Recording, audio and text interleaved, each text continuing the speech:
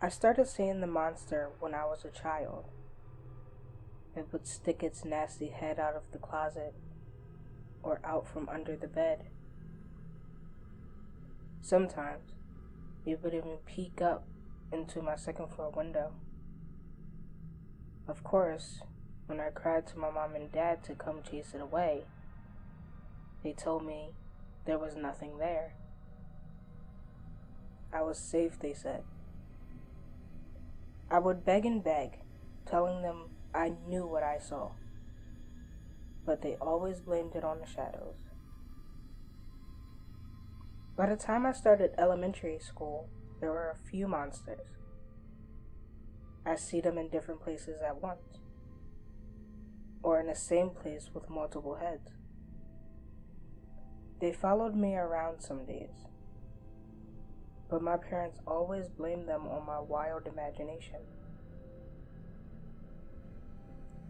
It wasn't until the scratches showed up on my closet door that they became worried. The scratches looked like something with claws had dragged them down the wall a few times. At first, my parents called an exterminator, thinking we had rats or raccoons. Everyone told us our house was perfectly clean.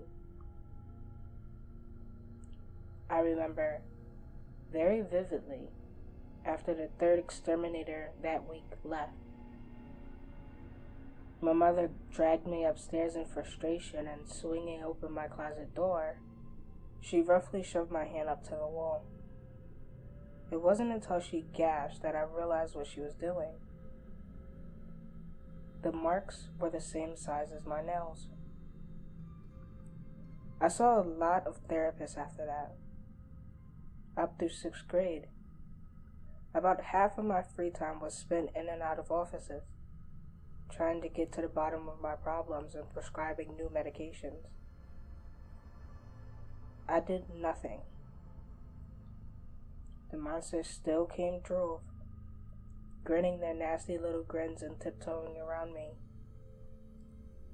The same scratches soon covered my bedroom walls, door, and even the ceiling. Eventually, I had a breakdown in school.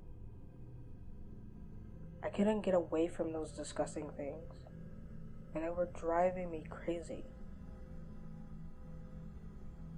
This marked the first of my mental hospital stays. About once a year, I would get thrown in there for a few weeks, until I came to my senses enough to stay quiet about what I saw. I don't know when, but sometime throughout all this, I began to believe them. I began to believe that I was crazy. There were rough patches, obviously, but I tried not to blame my parents. They only ever did what they thought was best for me.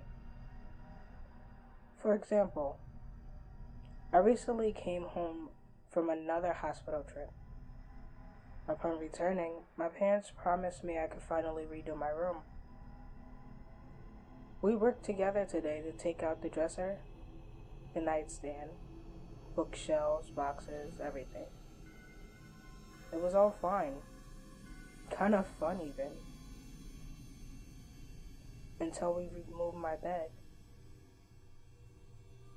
There, on the floor, we saw them. The claw marks. The thing is, my bed is very close to the ground. There's never been enough room to even stick my arm under it.